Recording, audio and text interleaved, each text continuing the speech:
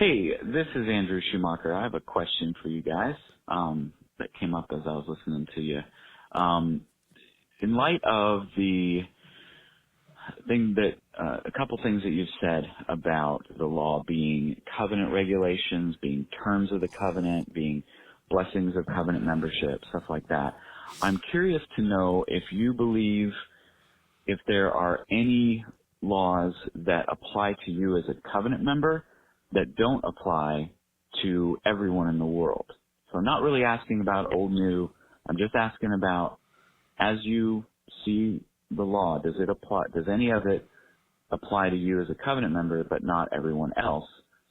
And just to throw out sort of the thing that it would be a distraction to, I believe, of course, that God commands everyone everywhere to repent.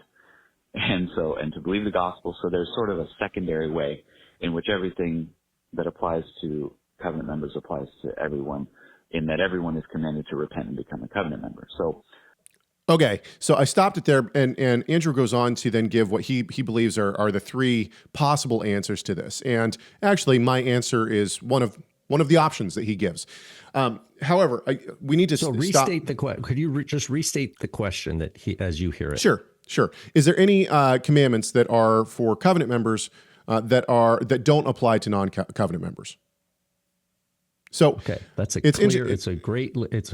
clear question, I think. So yeah, that's what I hear too. He wants to dispel any idea of, he believes that people need to repent and turn. Okay, so the gospel message. Repent, but the question that I would pose, and don't worry, I'm not going to just answer this with a question, but the question that I think comes straight to my mind is, repent from what? What are you repenting from? Now, throughout the Torah, we see that the nations are judged by the Torah, even though the Torah is not given to them. Right?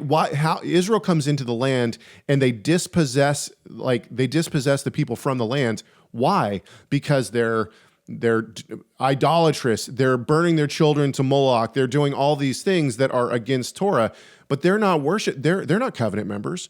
So my point here says that God, the land spit them out because of those abominations.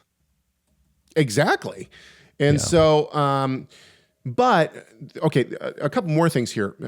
Just on the very surface level, I want to make sure that I answer directly Andrew's question, because I think, I don't want him to think that I'm just trying to move around his question. The answer is absolutely yes, in the sense that the Torah itself gives us commands that are not for covenant, like gives covenant members stipulations that do not necessarily apply to non-covenant members. For instance, Deuteronomy 14:21, you shall not eat anything that has died naturally. You may give it to the sojourner that is within your towns, that he may eat it, or you may sell it to the foreigner, for you are a people holy to the Lord your God. You shall not boil a kid in its mother's milk.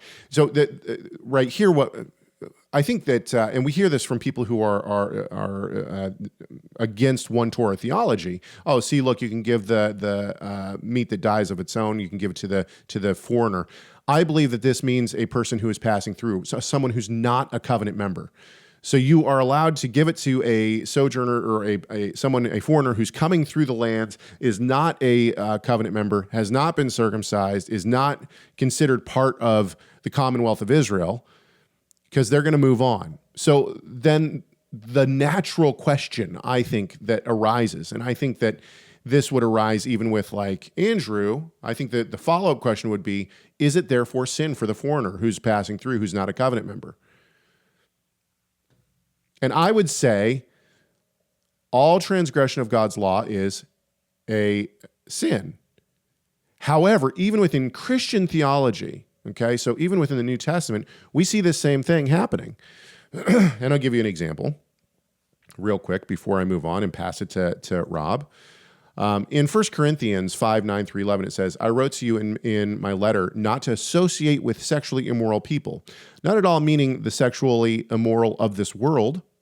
So it's wrong to be sexually immoral, and I would say that it's wrong to be sexually immoral even if you're not a covenant member. However, Paul is making an exception here to not associate with believers who are sexually immoral, or people who claim to be believers who are sexually immoral, but it's okay to associate with people who are sexually immoral of the world. Why? Not at all meaning the sexually immoral of this world, or the greedy, or the swindlers, or the idolaters, since then you would need to go out of the world.